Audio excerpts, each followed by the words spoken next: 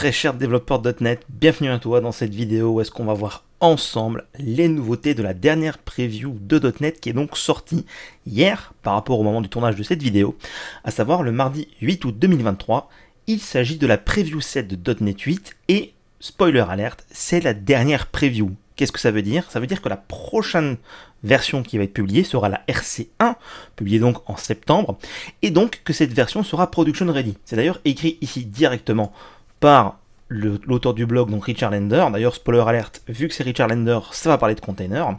Et donc, on arrive ici tout près de la version finale. Ce qui est intéressant aussi, c'est que ici, il le dit bien, presque toutes les nouvelles fonctionnalités qui devaient être incluses dans .NET 8 sont proches de la version finale. Donc, alors attention, c'est pas la version finale encore, donc ne pas utiliser la preview 7 comme étant la preview finale, mais on s'en approche dangereusement, si je puis dire.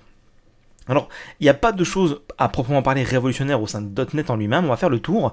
Il faut savoir qu'on va avoir la .NET Conf 2023 qui va se tenir du 14 au 16 novembre 2023, dans laquelle, comme chaque année maintenant, on va avoir la release finale de .NET 8.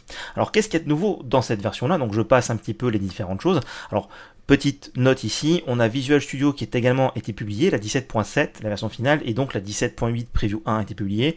Rien de folichon dans la 17.8, mais on s'approche quand même d'une version vraiment finale de .NET 8 qui va être donc visiblement dans VS 17.8 par rapport à certains éléments, notamment des templates. On va en venir un petit peu plus tard. Alors, il y a eu des améliorations au niveau du serializer JSON fourni dans le framework pour une simple et bonne raison, c'est qu'on a un manque de parité de fonctionnalité entre la version fournie par les source generators et la version qui fonctionne avec la réflexion. De base, le serializer JSON du framework fonctionne avec la réflexion, et bien entendu, pour qu'on puisse fonctionner sur l'AOT, Compilation Ahead of Time, qui a vraiment de belles promesses dans ses bagages, on est obligé de passer par la source generation, et pour ça, il est obligé, en fait, d'avoir une parité de fonctionnalité pour être certain qu'on n'ait pas des manques, et je pense que les premiers à manquer de certaines choses, c'est probablement les équipes Microsoft, d'où ces efforts qui sont beaucoup mis dessus. On peut voir d'ailleurs ici qu'on a un JSON Source Generation Option qui contient donc énormément de propriétés dans son attribut, qui sont donc pour avoir une parité avec le JSON Serializer Option, et on voit ici qu'elle a été atteinte. Donc ça veut dire en gros qu'aujourd'hui, on a quasiment plus aucune raison de faire de la sérialisation JSON au runtime avec de la réflexion, vu qu'on peut tout faire avec des source generators. C'est vraiment pas compliqué, il suffit juste de mettre JSON serializable avec un contexte de sérialisation pour dire quel est l'objet qu'on va sérialiser, ici dans le type of. D'ailleurs, je me demande pourquoi ils n'ont pas mis d'attributs génériques, vu qu'on les a depuis CSRF 11, mais bon, ça c'est encore autre chose. Et donc, ce qui va se passer, c'est que ce contexte qui s'appelle ici myContext va contenir les objets de sérialisation et de désérialisation pour le type myPoco, qui est donc une classe ici très probablement, et on va pouvoir accéder directement à du code source auto-généré qui n'a pas besoin de faire de la réflexion, donc elle est explorer l'objet au runtime pour trouver les informations. Et donc toutes les options qui sont définies ici dedans vont être prises en compte par le source generator pour justement générer le bon code JSON au moment de la mise en place du source generator. Alors le source generator, d'ailleurs, si ça t'intéresse, j'ai publié sur ma chaîne une vidéo d'un live qu'on a fait avec un membre du serveur Discord qui t'explique comment on peut créer un source generator pour que tu comprennes un petit peu mieux comment ça se passe, on va dire de façon sous-jacente. Tu as le lien là-haut dans la petite bulle si ça t'intéresse. Donc c'est assez intéressant. On a également le support de nouveaux types qui n'étaient pas supportés jusqu'avant, notamment les type mémoire, memory et read-only memory qui sont l'équivalent des span mais qui eux fonctionnent parce que ce n'est pas des ref struct, ça fonctionne également dans les méthodes asynchrones et ainsi de suite. On a le support de alf int128 et uint128 qui sont des nouveaux types numériques ajoutés dans le framework, si je ne me trompe pas c'est ajouté en .NET 7. Ensuite on a JSON Include Attribute et JSON Constructor Attribute qui supportent maintenant des éléments qui ne sont pas publics, donc ici on peut voir que c'est mis sur des éléments internal.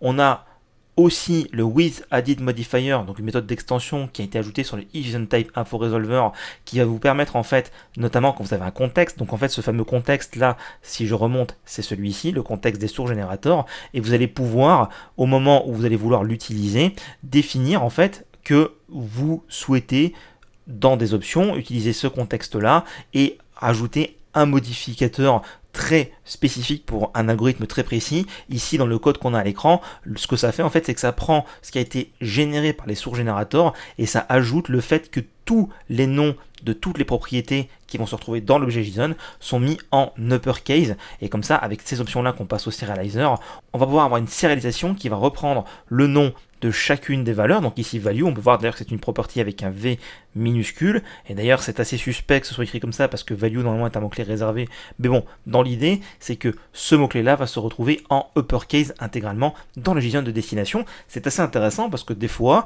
quand on s'intègre avec d'autres systèmes JavaScript ou autres qui ne supportent pas très bien des changements de casse dans le JSON, parce que la convention JavaScript c'est de commencer par une minuscule, on peut garder une convention propre à C# pour nos communications, par exemple entre web services, entre back-end, et avoir pour l'envoi vers un service JavaScript ou vers un point particulier, une modification très précise, très ponctuelle pour un besoin particulier. On a l'ajout de certaines fonctionnalités directement sur l'objet JSON Node. Alors, il y a fort à parier que la majorité d'entre vous n'ait pas directement travaillé avec JSON Node, ça peut arriver, hein. Moi ça m'est arrivé notamment aussi avec les JObjects et ainsi de suite, avec Newtonsoft. En fait, JSON Node va représenter un nœud JSON au sens objet, ça va représenter l'équivalent de ce qu'on avait aussi en XML avec le Xelement. Et donc, ce qui va se passer, c'est qu'on a des méthodes comme DeepClone qui va permettre d'aller cloner l'objet, mais non pas superficiellement, mais de façon en profondeur. Donc, on va avoir non seulement la propriété qui est ici, mais également l'objet qui va être recréé à l'intérieur. Et donc, on va pouvoir également utiliser une méthode qui s'appelle DeepEquals pour aller vérifier que l'objet est non seulement superficiellement égal, mais également de façon en profondeur.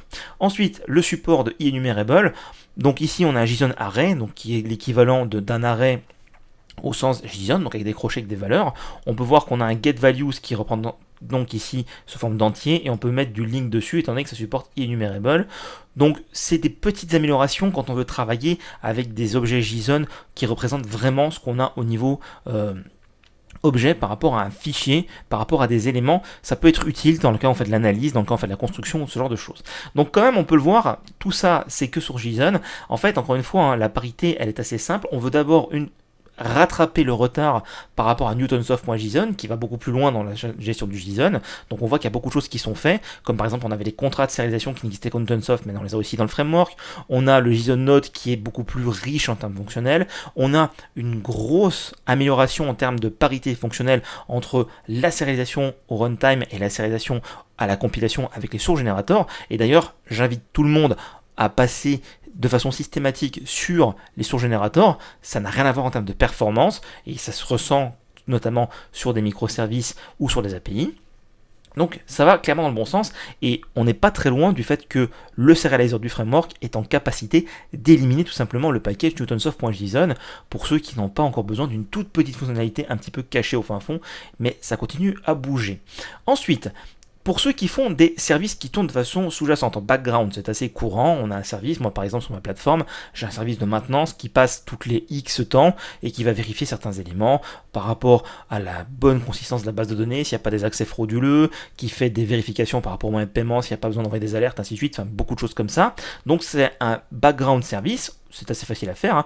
Vous créez comme ceci un service, une classe MyService qui implémente le eHosted service. Alors ici on a Lifecycle qui est donc une interface qui nous permet en fait d'avoir accès à certains points d'extension, parce qu'en fait le eHosted service va vous donner des méthodes de démarrage et d'arrêt, et après vous l'enregistrez comme ceci avec un add-hosted service, alors que eHosted Lifecycle service va non seulement vous donner le start et le stop, donc un moyen de démarrer et d'arrêter votre service, mais également des méthodes qui seront invoquées durant le cycle de lancement et durant le cycle d'extinction.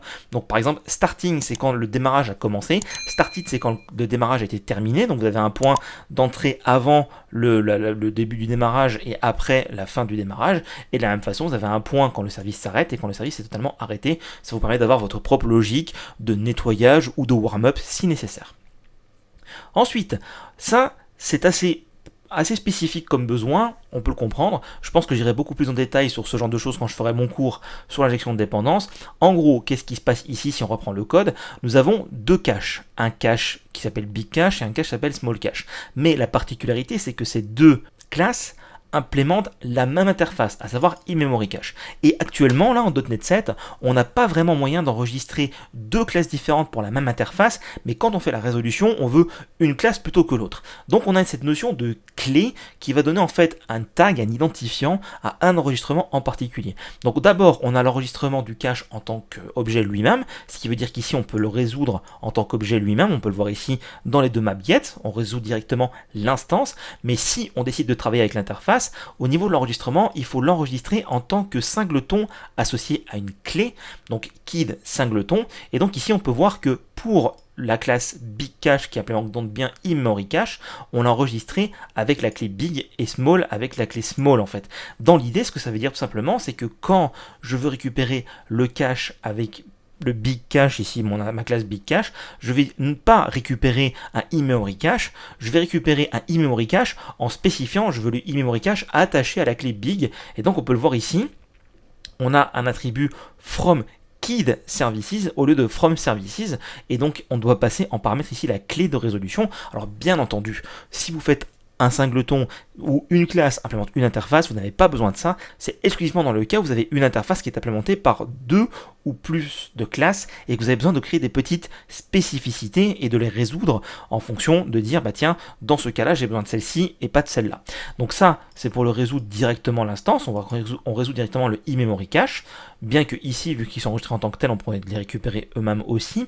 Et sinon, on va avoir un key service provider, qui est l'équivalent d'un e-service provider, mais uniquement pour les objets enregistrés avec une clé, qui va nous permettre de faire un get required key service, ici en l'occurrence, et on lui passera la clé en paramètre directement. Donc on peut voir qu'on a toute une API qui a été créée, qui a été enregistrée pour cette notion de clé. Alors, il y a quand même quelque chose ici qui est assez... qui peut être assez perturbant, c'est qu'il travaille qu'avec des singletons, et en l'occurrence, le besoin n'est pas forcément très explicite, parce que bon, ici, c'est une démo, c'est pas très explicite.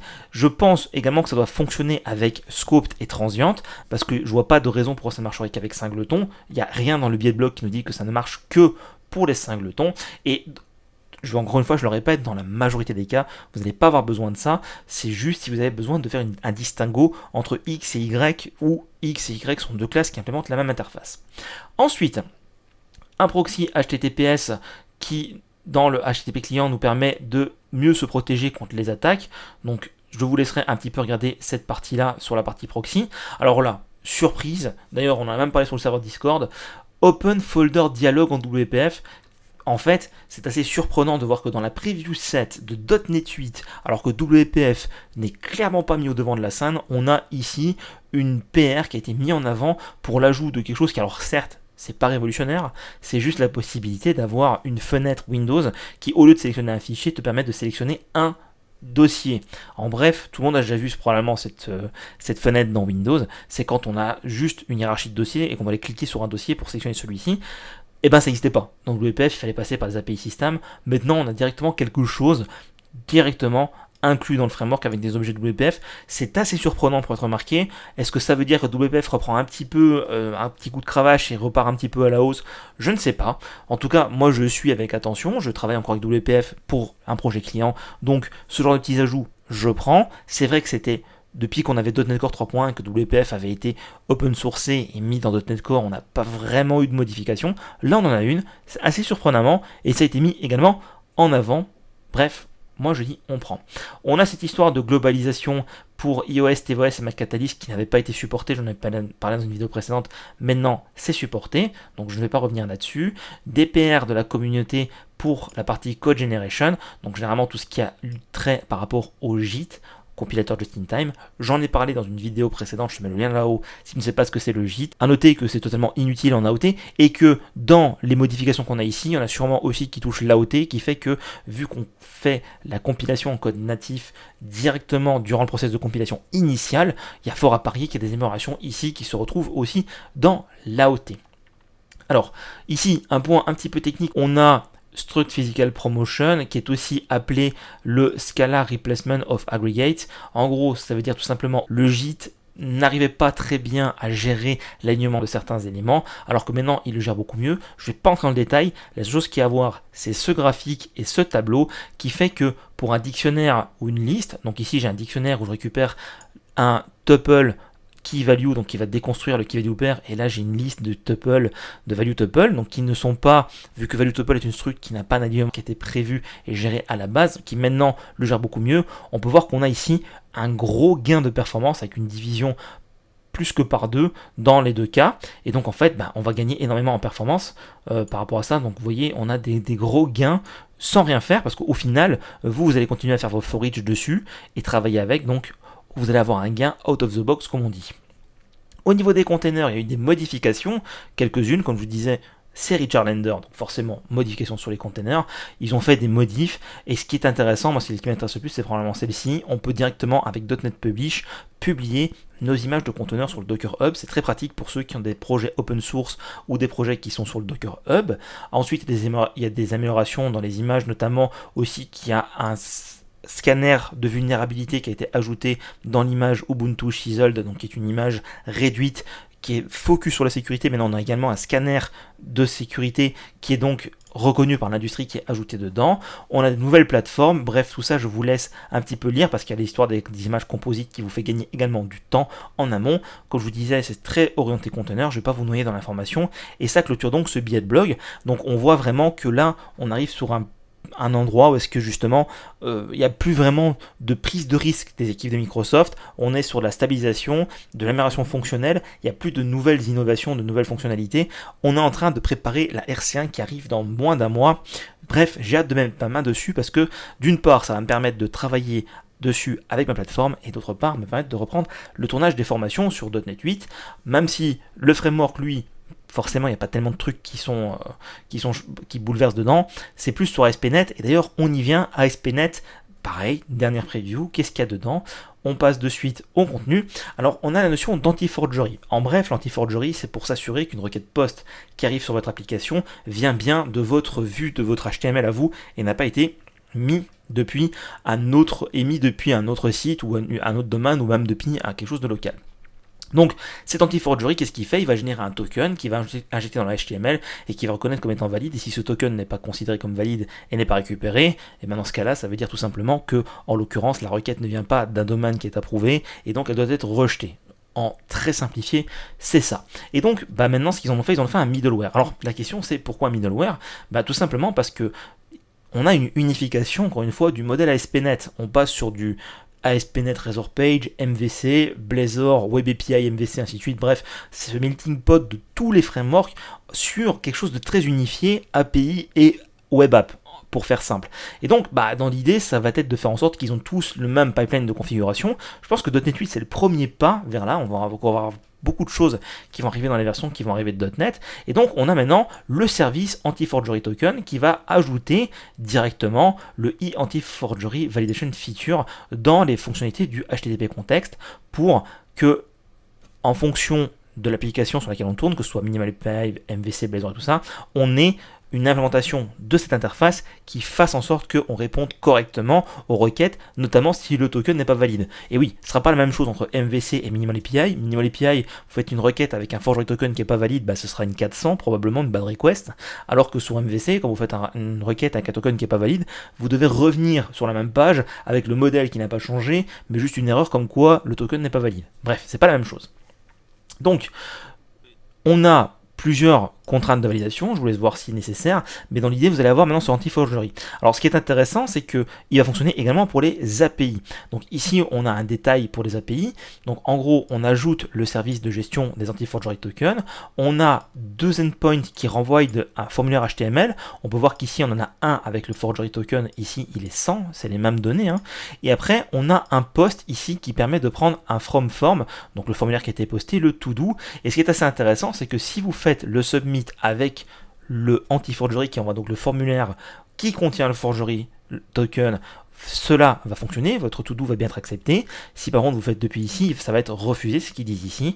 Donc tout simplement parce que le token n'est pas valide, vous allez avoir un invalid anti-forgery token found when reading parameter, donc une protection supplémentaire contre les posts.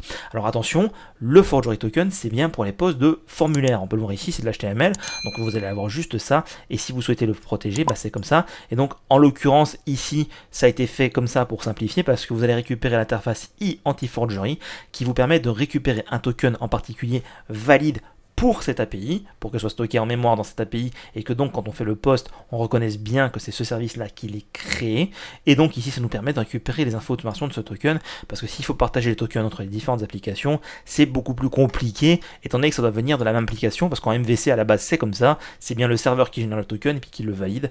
Donc c'est comme ça en fait qu'on va pas le partager. Donc de base, sur une API, c'est un peu bizarre de renvoyer des formulaires HTML, c'est possible, hein, on le voit, mais en tout cas, dans l'idée, ça va être de protéger vos applications web contre des posts non désirés. On a ici une amélioration de performance qui est tout simplement pharaonique. Quand j'ai vu ça, je me suis exclamé, en gros, pour tracer un peu le schéma, on a une nouveauté dans C# 12 qui s'appelle les intercepteurs. Alors, c'est une fonctionnalité un petit peu avancée que généralement vous n'allez pas utiliser, mais que l'équipe Microsoft va utiliser intensivement, il commence déjà. Dans l'idée, c'est de dire simplement, cette ligne de code qui a été écrite là, je vais l'intercepter et je vais la réécrire. C'est aussi simple que ça. Et bien, en fait, ils ont fait un intercepteur pour réécrire les requests delegate, donc ce qui va gérer les requêtes HTTP, et ils se servent donc de ce C# 12 interceptor, notamment en cas d'AOT. Et ce qui se passe, c'est que si je vais tourner, alors ici, dans le cadre de cet exemple-là, on a une API minimal avec un map qui a été implémenté pour faire ce benchmark. Je ne sais pas d'ailleurs quel verbe, je pense que c'est pas écrit, mais dans l'idée, c'est que vous allez avoir votre API, map get par exemple Toto, avec un to do, pas de problème.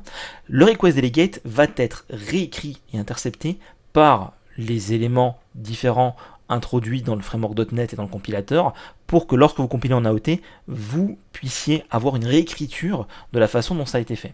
Et en fait, on a donc ici comme mode de base le runtime, donc celui qui va travailler avec le mode JIT, qui va donc vous permettre d'avoir ce temps de réponse. Donc ici, on est au-dessus de 700 millisecondes dans la majorité des cas.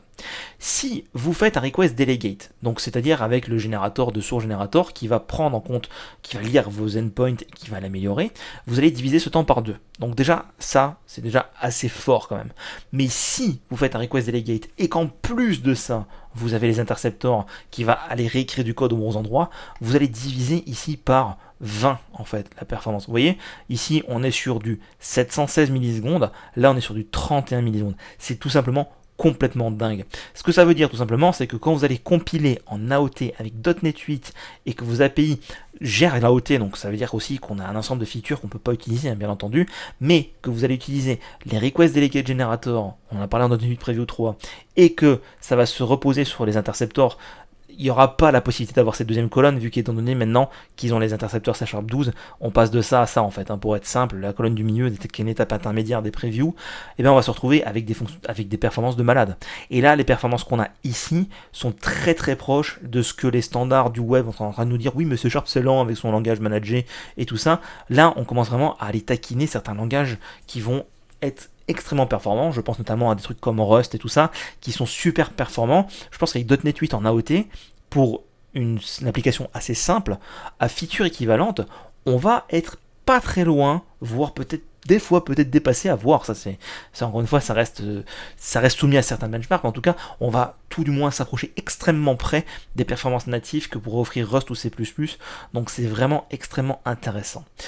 Ensuite, nous avons encore une fois cette histoire de trimming, donc ça c'est un breaking change qui va impacter vos projets, parce que le publish trim en fait va ne plus être partiel, mais va être full. Donc vous avez ici un biais GitHub qui vous décrit tout ce qui se passe, c'est tout simplement que le partiel devient full quand vous faites du trimming, donc faites très attention. Le trimming, n'oubliez pas ce que ça fait, ça va aller lire votre code et supprimer tout ce qui n'a pas besoin comme DLL et tout ce qui n'a pas besoin dans le framework pour avoir l'application la plus réduite possible. Avant c'était partiel, ça prenait pas trop de risques, maintenant en full ça va être beaucoup plus agressif. Donc si vous choisissez de faire du trimming comme ça sur votre projet web, pensez à les tester 2 fois plutôt qu'une. On a ensuite le Web Application Create Empty Builder. Tout le monde connaît le Create Builder, mais là ici on a le Create Empty Builder qui va vous permettre de créer une petite application qui contient uniquement ce qui est nécessaire pour faire fonctionner votre application. Donc vous êtes obligé de rajouter les fonctionnalités core de Kestrel et après vous allez pouvoir créer vos middleware comme ceci. Donc là ici il n'y a pas de mapget ou tout ça, c'est directement la possibilité de retourner une valeur. Donc en fait, ça, on peut se poser la question, ok, mais fonctionnellement ça répond à rien, à quoi ça sert? Bah ça va servir pour des microservices, et là je parle bien de micro, attention, même presque nano-services. Et je parle pas des services microservices, le terme galvaudé, parce qu'en fait c'est un monolithe qui est publié en tant que service. Hein. Soyons clairs là-dessus. Mais quelque chose qui a un point de réponse très précis, qui va aller très vite, qui va être super rapide en termes d'exécution, et super léger en termes de mémoire, et également super léger en termes de poids. Vous avez une application web qui répond avec Kestrel à une requête HTTP et qui renvoie Hello World sur le navigateur, donc qui est vraiment, c'est du basique, hein. Il n'y a rien mais ça sert typiquement pour faire des benchmarks en mettant tout le monde sur un pied d'égalité avec quelque chose d'ultra simple. Ça prend 8.5 mégas sur le disque. Donc vous avez un code en AOT, donc c'est-à-dire en instruction native. Donc la mémoire, elle est vachement réduite. On a encore le garbage collector, mais on n'a plus le compilateur JIT. Ça veut dire que c'est directement accessible. On a des perfs de démarrage qui sont complètement folles. Pas besoin de faire le warm-up de JIT et tout ça. Et on a 8,5 mégas de prise sur le disque. Alors avant, on prenait du temps. On prenait pas mal d'espace disque en disant ouais mais c'est bon, on a de la place disque, ça coûte rien. Maintenant qu'on a vu que quand on a du Kubernetes par exemple, on va aller prendre un pod et le redéployer à droite à gauche, il y a des temps de transfert réseau, on veut les réduire. Alors bien sûr on a la fibre aujourd'hui, mais c'est toujours, même avec la fibre, plus rapide de transporter 8 mégas que 100 mégas. Ça c'est logique. Même si on a la meilleure fibre du monde, ça prendra toujours moins de temps vu qu'il y a moins à transférer. Donc dans l'idée, on s'approche d'applications explosive en termes de performance, en termes d'ASP.NET. Moi, je suis vachement hypé par ça, parce que je suis assez fan de performance, mais ce que ça veut dire, c'est que si vous développez une sphère de microservices et que vous activez toutes ces petites fonctionnalités, vous allez avoir un système communiquant avec une performance phénoménale. Enfin, en tout cas, ça va être pharaonique. On est, encore une fois, sur les prémices de tout ça. Il y a encore pas mal de choses qui sont expérimentales, beaucoup de features dans .NET qui ne marchent pas avec l'AOT, mais quand tout ça va se débloquer, qu'on va avoir des nouveaux paradigmes avec des sources générateurs, des intercepteurs et tout ce qui arrive maintenant, on va avoir un truc, enfin je veux dire, quel sera donc l'intérêt après d'aller connaître les langages bas niveau, et étant donné qu'on va pouvoir travailler avec un langage confortable qui va aller générer les instructions en bas niveau pour nous, avec tout le confort qu'on connaît de C# et avec des performances de malade. Bon. La question reste ouverte, hein. Moi j'aime bien toujours aussi apprendre certaines nouvelles choses, Rust me fait de l'œil par exemple, mais dans l'idée, si aujourd'hui on met devant les yeux un programme C#, un programme Rust, les deux font la même chose, et au final, les deux ont la même performance, la même consommation mémoire, la même taille sur le disque, et sont tout aussi performants l'un que l'autre, pourquoi est-ce que j'irais prendre la peine, si je puis dire, d'aller apprendre un nouveau langage, alors que je connais déjà celui-là et que j'ai atteint exactement les mêmes besoins. Et donc du coup, forcément que c'est multiplateforme, ainsi de suite. Bref, pas mal d'évolutions.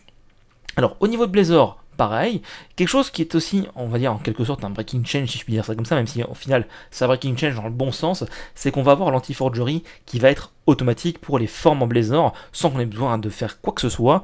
On peut le désactiver si on a un comportement bizarre. Dans ce cas-là, on va rajouter un attribut.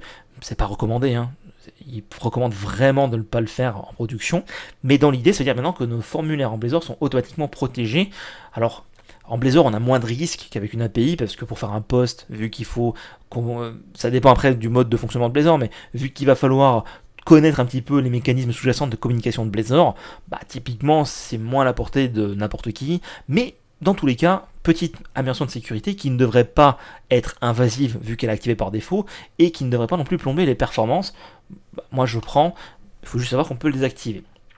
Ensuite, on a la gestion enfin des formulaires. Alors ici on remarquera quelque chose d'assez intéressant, on a un formulaire classique et non pas un edit form. Alors la différence entre les deux, j'en ai parlé dans mon cours sur Blazor, le nouveau d'ailleurs, mais dans l'idée, on peut donc maintenant, depuis une application Blazor, faire des formulaires HTML standards et, remarquez quelque chose d'assez intéressant, on a un input text dans un form, alors qu'avant c'était interdit. Il fallait forcément un edit form pour faire cascader le contexte de validation. Maintenant on peut le faire. Alors je ne sais pas ce qu'il en est de la validation ici, c'est pas écrit. Je présume qu'il n'y a pas de notion de validation, vu que ça nécessite le contexte de validation de l'edit form qui soit cascadé dans les éléments enfants, mais ça vous permet de faire un edit form en gardant l'input text fonctionnel avec les fonctionnalités de Blazor. Ensuite, on a la possibilité, du coup, d'avoir les valeurs qui sont dans le formulaire remplis dans un objet. Donc ici, en fait, le binding est assez simple. Contrairement à l'edit form, on n'a pas de modèle. On n'a pas d'arrobas bind du modèle, mais on a un supply parameter from form qui permet d'aller extraire ce formulaire-là une fois qu'il a été submit au niveau du serveur pour aller extraire les infos qu'on a ici dedans, là-dedans. Le binding se fait en fonction des bind values qui va donc aller faire le lien entre les deux. Donc ça, c'est supporté, ça l'était pas avant. Assez intéressant.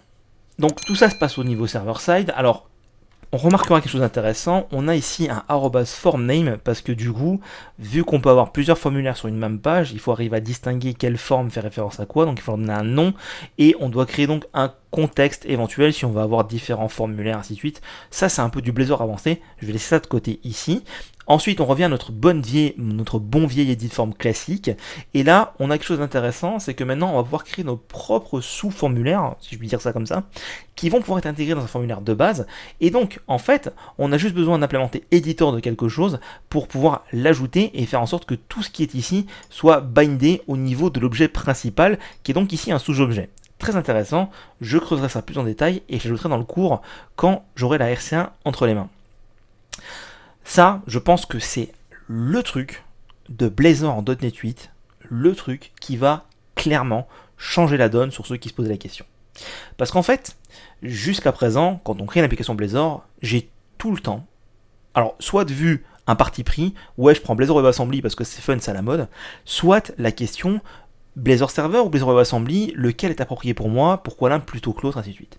Et ce choix, bien que si c'est bien architecturé et votre application est bien codée, est globalement anodin, peut être un frein à l'adoption de la technologie. Et je pense que Microsoft l'a clairement compris, parce que maintenant, on a l'auto-render mode. Ça veut dire quoi ? Eh bien, ça veut dire que votre application Blazor va être capable de détecter quel est le mode de rendu à utiliser en fonction de certains paramètres matériels, comme par exemple ici, le fait qu'on a une connexion qui est un peu lente, et que le runtime n'a pas été téléchargé en termes de WebAssembly, mais tout simplement, vous lancez l'application Blazor, c'est le premier lancement, je suis en mode serveur, comme ça j'ai directement l'interactivité, tout est chargé côté serveur, et pendant que j'utilise l'application côté serveur, le runtime WebAssembly se télécharge sur mon poste de façon transparente, donc en fait, c'est pas comme WebAssembly aujourd'hui, où on est obligé d'attendre et qu'on a une petite progression, où est-ce que vous téléchargez le runtime et toute l'application. Là, c'est fait en arrière-plan, vous le voyez pas parce que vous travaillez sur le serveur au début. Et pendant que vous utilisez l'application, peut-être que tout seul, pouf, il va changer sur WebAssembly parce qu'il aura tout récupéré en local. Donc, ce que ça veut dire tout simplement, c'est que vous n'avez plus besoin de faire de choix entre serveur ou WebAssembly.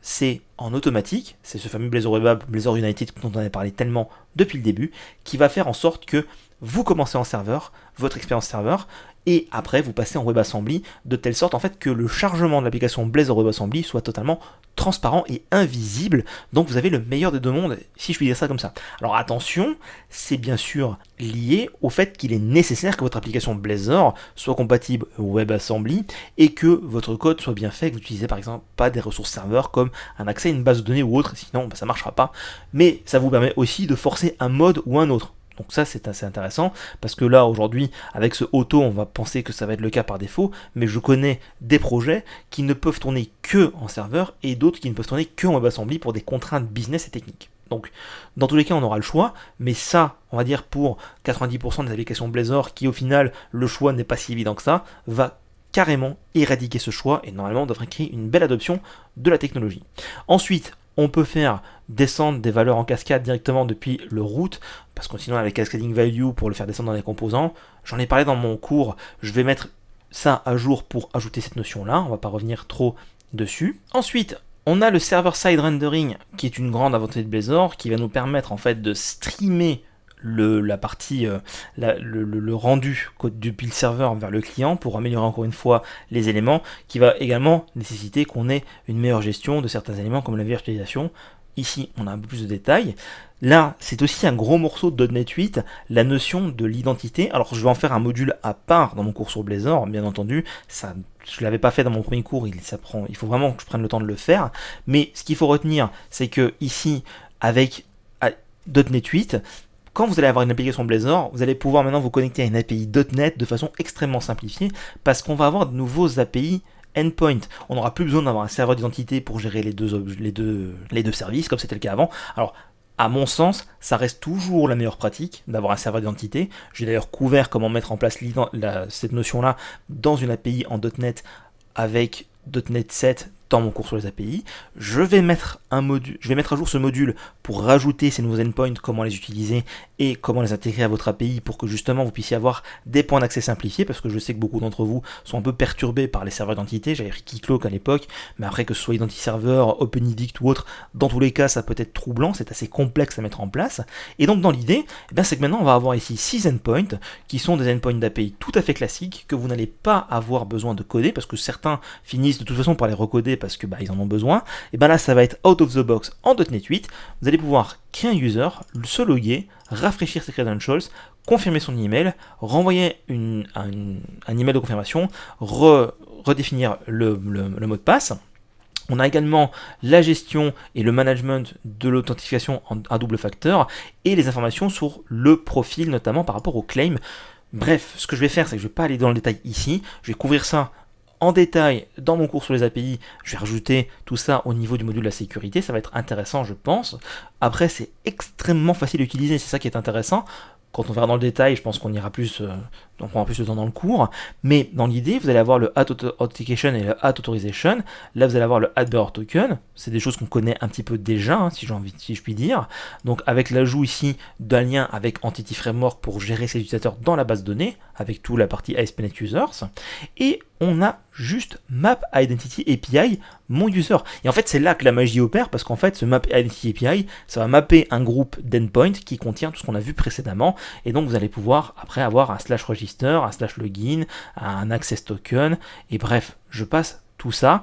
Donc, c'est assez intéressant parce que ça va vraiment accélérer et dynamiser le développement d'API pour ceux qui travaillent sur le même domaine, où en fait, vous allez avoir une API et une application graphique, Blazor, JavaScript ou autre qui s'exécute sur le même domaine, et donc pour communiquer de l'un à l'autre, on peut passer par du cookie, on peut aussi passer par du Bearer Token, mais dans tous les cas, c'est vraiment pour simplifier la donne.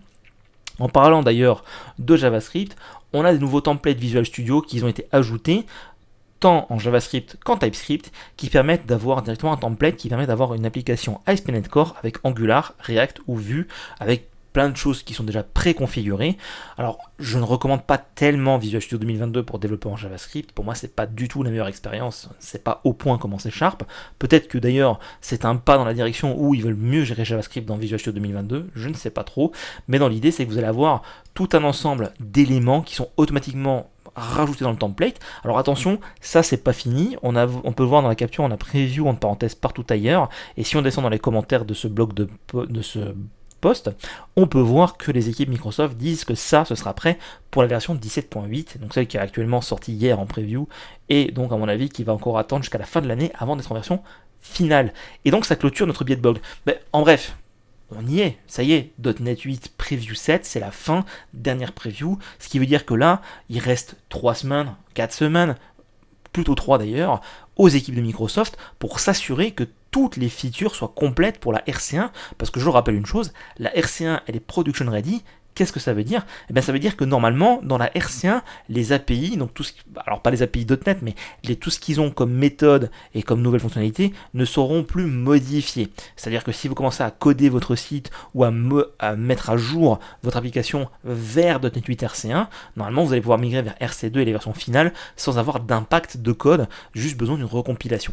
Alors, vigilance cependant, parce que bien que la RC1 soit production ready, ça ne veut pas dire non plus qu'ils vont pas dire ok, on va casser cette méthode et on va la changer, et qu'ils vont vous donner un guide pour comment migrer de RC1 à RC2. Production ready, ça veut juste dire que le code que vous allez écrire avec .NET 8 RC1 va être supporté et qu'il y aura un support de la part de Microsoft, que ce soit un support automatique, sans que vous n'ayez rien à faire de fixe, de bug et d'amélioration, ou que ce soit un support par le biais d'un guide qui vous explique comment passer de A à B, mais dans tous les cas, on arrive vers la version finale de .NET 8, donc cette série va pas tarder à s'arrêter, parce qu'en l'occurrence, après la RC1 qui va présenter les tout derniers éléments de .NET 8, normalement, on ne devrait pas avoir de grosses surprises pour la RC2, peut-être une petite vidéo pour faire un point si besoin, et après version finale, ce sera l'occasion de rebalayer certaines choses, on y reviendra. Là, pour moi, ça va clairement dans le bon sens. On a des bonnes améliorations de performance de malade avec cette histoire d'AOT et d'interceptor. On a un .NET 7 On a un .NET 8 qui devient beaucoup plus intéressant en termes de performance par rapport à la source generation. Les conteneurs sont encore améliorés avec des bonnes pratiques de standards de sécurité et d'intégration avec Docker.io. On a plus de sécurité au niveau de Blazor et plus de features avec cette histoire de mode de rendu automatique. Et pour finir, cette nouvelle pile d'endpoints d'API pour la gestion d'identité simplifiée qui, à mon sens, va permettre à beaucoup d'aller beaucoup plus vite sur cette gestion d'identité qui a jusqu'à présent toujours été un petit peu le point noir de quand il s'agissait de sécuriser une API. Tout le monde était souvent un petit peu perdu, savait pas trop où aller. Là, je pense que ça devient assez simple. En quelques lignes, on a quelque chose de fonctionnel. Encore une fois, pour certains éléments qu'on a vus quand on a parcouru dessus, je vais aller ajouter dans les cours concernés les éléments nécessaires, bien entendu, quand la version sera finale. Je ne vais pas me lancer maintenant trop prématurément dedans, sous peine de devoir tout recommencer. J'espère que cette vidéo t'a plu, et si c'est le cas, n'hésite pas à soutenir mon travail en lâchant ton pouce bleu sous la vidéo. Je te retrouve bientôt pour d'autres vidéos autour des techno.net. Aussi, ne rate pas la prochaine FAQ dans laquelle je vais répondre des questions. D'ailleurs, si tu as des questions pour moi, n'hésite pas à me les poser en commentaire directement dans la partie communauté ou sur le serveur Discord. Et je vais pas tarder également à vous annoncer ce qui va arriver sur la chaîne, un petit peu un retravail du contenu de la chaîne et de certains éléments. Bref, il y a quand même pas mal de choses qui vont se passer à la rentrée. D'ici là, restez connectés et je vous dis à bientôt pour une prochaine vidéo autour des techno.net.